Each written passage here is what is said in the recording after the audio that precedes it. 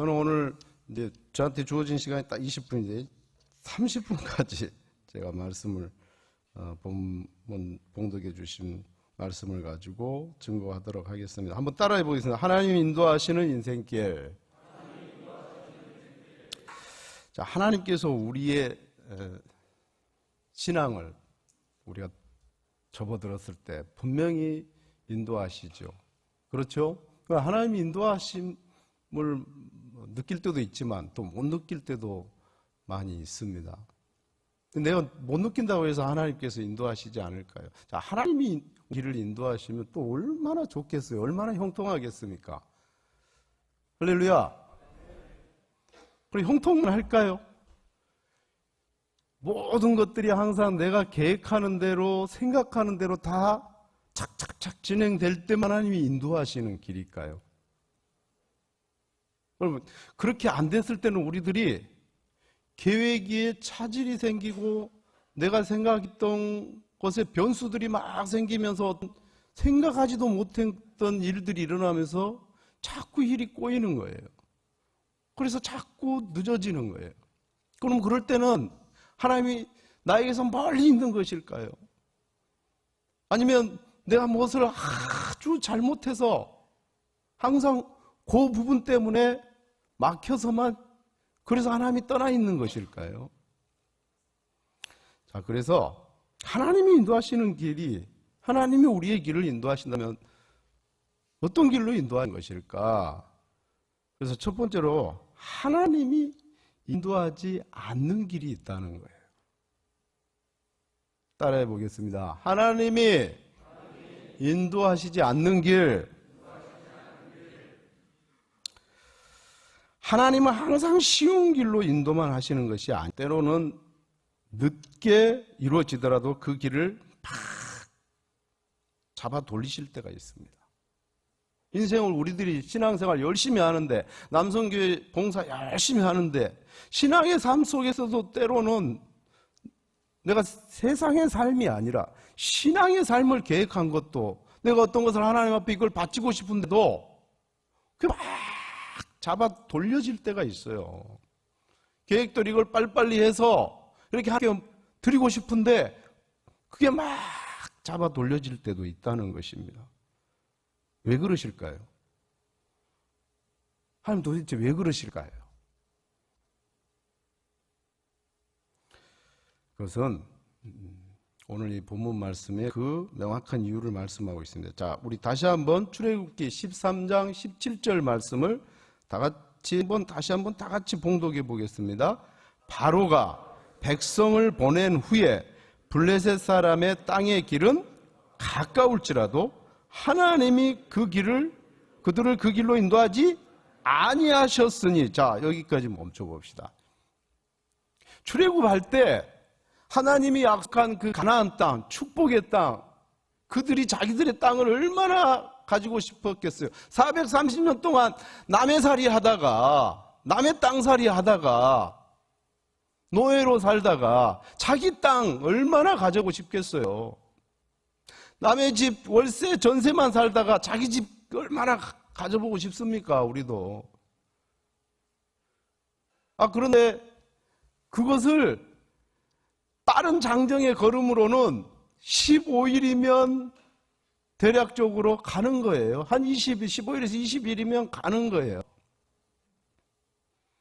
그 15일에서 20일이면 가는 그 딱 직선의 길을 놔두고 하나님께서 오늘 분명히 성경이 그렇게 표현하고 있어요. 땅의 길은 가까울지라도 빨리 이루어질 수 있는데 하나님이 그들을 그 길로 인도하지 아니하셨다는 거예요. 하나님이 인도하지 않은 길이 있다는 거예요. 빨리 이루어질 수 있는 길이 세상적, 환경적으로 있는데 하나님이 빨리 이루어지는 것을, 그 길을 인도하지 않으신다는 거예요. 원치 않으신다는 거예요. 그래서 잡아 돌리셨다는 거예요. 그 이유가, 이는 하나님이 말씀하시기를 이 백성이 전쟁을 하게 되면 마음을 돌이켜 애굽으로 돌아갈까 하였습니다. 자, 애굽은 어떤 것을 상징하죠? 세상이죠. 다시 세상의 노예가 되는 거죠. 굴로 돌아갔습니다. 세상에 빠질까 하였습니다. 예수 믿고 은혜 받고 구원받고 은혜 충만해서 봉사 열심히 했어도 어떤 사건 때문에 어떤 부분에 내가 생각하는 축복 때문에 세상으로 돌아가 볼 수 있는 것이 있으면 하나님이 막으신다는 거예요. 그 길은 절대 인도하지 않는다는 거예요. 왜? 이 사람들의 그릇이 지금 신앙의 그릇이 믿음의 크기가 전쟁을 보면은 하나님을 의지하고 굳센 믿음으로 하나님이 역사할 것을 바랄 수 있는 믿음의 그릇이 안 되는 거예요. 그리고 믿음의 그릇도 다 크기가 있습니다. 모세와 여호수아는 되지만 이 사람들은 안 돼요. 그래서 세상으로 빠져버릴 수 있는 거예요. 그래서 잡아 돌리는 겁니다. 좀 늦게 이루어지는 것 같고 막 팽팽 도는 것 같지만 돌리는 거예요. 우리들도 세상에 대한 부분 빨리 이루어지기를 원합니다. 자식들의 삶, 자식들이 예수를 믿건 안 믿건 우상 숭배를 하건 다들 그냥 무조건 잘 되게 해달라고 기도하고 빨리 이루어지게 빨리 승진하게 해달라고 기도하고, 제가 교구장 안에서 가장 많이 받는 그 기도 부탁이 빨리 승진하게 해주세요. 목사님 우리 아들이 이러는데 빨리 부장되게 해주세요. 예수 믿습니까? 안 믿습니까? 2년 동안 있으면서 단 한 번도 교회 오게 해달라는 기도 부탁은 안 받아요. 근데 전부 빨리 승진, 빨리 문제 해결, 빨리 되게 해달라고 그 기도 부탁합니다. 다른 거 아무 상관없어요. 세상에 빠져있든 말든 그건 상관없어요. 빨리만 되면 되는 거예요. 문제 해결만 되면 되는 거예요. 근데 이상하게 하나님은 그 기도를 안 해주셔 잡아 돌리셔요. 그 속에, 그 문제 속에서 정말 괴롭고 그 아들도 괴롭다 보니까 교회를 나오게 되는 경우가 있더라고요. 오래 가다 보니까. 그래서 마태복음 7장 13절 말씀 가운데도 좁은 문으로 들어가라. 멸망으로 인도하는 문은 크고 넓어 그리로 들어가는 자가 많고 생명으로 인도하는 문은 좁고 길이 협착하여 찾는 이가 적음이라. 예수님은 좁고 어려울지라도 우리의 현재 상황과 환경 어려울지라도 믿음의 길을 선택하라는 거예요. 하나님의 그 길을 선택하라는 것입니다. 하나님 원치 않는 것인데 빨리 된다고 막 가서는 안 돼요. 여러분 우리가 잡아 돌릴 때는 그래서 내 계획이 늦어질 때 우리가 정말 마음에 가져야 할 것이 뭐냐면 원망을 하지 말아야 돼요. 하나님이 나를 떠났을까 멀리 할까 그런 생각하지 말아야 됩니다. 내 계획과 내 삶의 내 뜻대로 안 이루어진다고 해서 하나님이 지금 나와 떨어져 있는 것이 아니에요. 환경과 상황이 어려움이 있을 때일지라도 내가 생각했던 것처럼 형통하게 안 될지라도 그게 오히려 더 강한 하나님이 붙들고 인도하고 계실 때가 있다는 겁니다. 그럴 때는 딱 믿고 맡기고 있으면 하나님이 더 좋은 길, 우리의 차원과는 정말 우리가 생각할 수 있는 높은 길이 예비되어 있다는 거예요. 이사야서 55장 8절로 9절 말씀에 이는 내 생각이 너희 생각과 다르면 내 길은 너희 길과 다름이니라. 야의 말씀이니라. 이는 하늘이 땅보다 높은 같이 내 길은 너희 길보다 높으면 내 생각은 너희 생각보다 높다는 거예요. 하나님의 길이 있다는 거예요. 우리가 생각하는 이 차원의 생각의 길이 아니라는 거예요. 네가 생각하는 그 정도만 이루어지는 그런 길이, 내가 지금 인도하고 있는 길이 그 정도 길이 아니라 그보다 훨씬 더 많은 놀라운 축복과 역사를 나는 너가 그곳에 닿을 수 있도록 그 길로 인도하고 있다는 거예요. 예전에 이제 저희도 순복음교회 남성교회 출신 현직의 목사는 저밖에 없습니다. 그거 좀 자부심을 가지세요. 할렐루야. 95년도에 하나님 부르셔서 신학교를 이렇게 가라는 하나님 부르심 앞에 열심히 그때 신앙생활을 하면서 청년부 전도실에서랑 열심히 매주 한 번씩 나가서 전도하고 막 그렇게 하고 있는데 하나님께서 부르셔서 어려서부터 기대랑 불순종하고 있다가 이제 더 이상 할 수 없어서 그러면 순종하겠습니다. 금식하고 기도하는. 그런데 그러면 내가 신학생으로서 어느 곳에 이제 하나님 앞에 부르심받은 종으로서 지금까지 어떤 봉사와 다르게 어느 곳 가서 봉사를 해야 되겠습니까? 하고 봉사만 놓고 3일 금식하러 올라가. 봉사만 놓고. 어느 곳에 봉사를 해야 되는지 오설 기도원에 가서 3일 금식을 하면서 오로지 3일 동안 하나님 저 어느 곳에 봉사해야 됩니까? 주여 응답하여 주시오. 금식 3일째 보호식 첫날 되는 그 밤에 하나님께서 꿈에 응답을 하셨는데 아니 남성계를 가라는 거예요. 남성계. 야, 뭐 청년들하고 열심히 해야 하고 자는데 전부 제가 그때 생각한 남성교회는 다 어르신들인데 95년에 지금 뭐 벌써 몇 년 전이에요. 20년 한 20 몇 년 됐죠, 그렇죠? 순종하기 힘들더라고요. 제 생각으로는 도저히 갈 수가 없겠더라고. 그런데 하나님은 응답. 그걸 놓고 고민 굉장히 해요. 이걸 순종해야 되나 말아야 되나. 근데 하나님은 응답하셨단 말이에요. 그럼 모르겠다. 갔어요. 갔더니 너무 좋아하더라고요. 젊은 사람이 오니까 그때도. 근데 딱 시작하는 게 바로 안 시켜주고 무조건 교육을 4주를 해야 되는데 그때가 12월 달에 얼마나 추운 겨울이었는데 화장실 청소를 4주 일단은 무조건 시키더라. 화장실 청소. 그런데 1주, 2주 하는데 그때는 따뜻한 물이 안 나오니까 우리 교회 따뜻한 물 안 씁니다. 그럴 때. 이 화장실을 막 닦고 나서 밀걸레를 가지고 밀걸레를 또 물로 씻어야 되잖아요. 손으로 짜야 되는데 얼마나 손이 시려운지.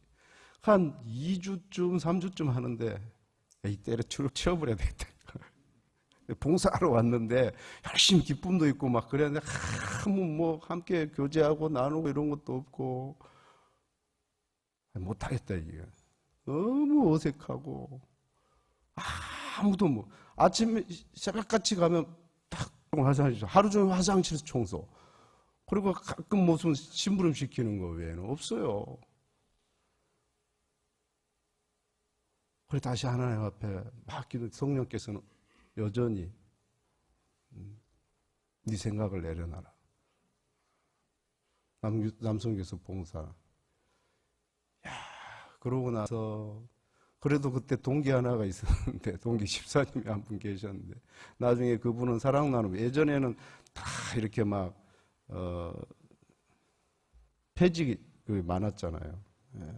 그분은 폐지 쪽으로 가고 저는 봉사부서로 이렇게 뵀는데 그때는 아침부터 새벽에 나가서 매일 말단이니까 저녁 7시 예배 끝날 때까지 그러고 나면 9시가 넘어요. 별 보고 나왔다 별 보고 들어가는 거죠.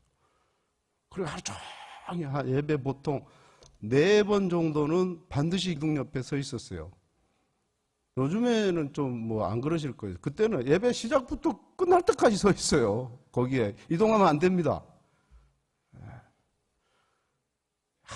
이 세월이 지나서 요즘에는 남성교회도 새로 들어오신 자원들도 없고 얼마나 힘이 드십니까? 여기 계신 실장단부터 해서 부장, 차장단들.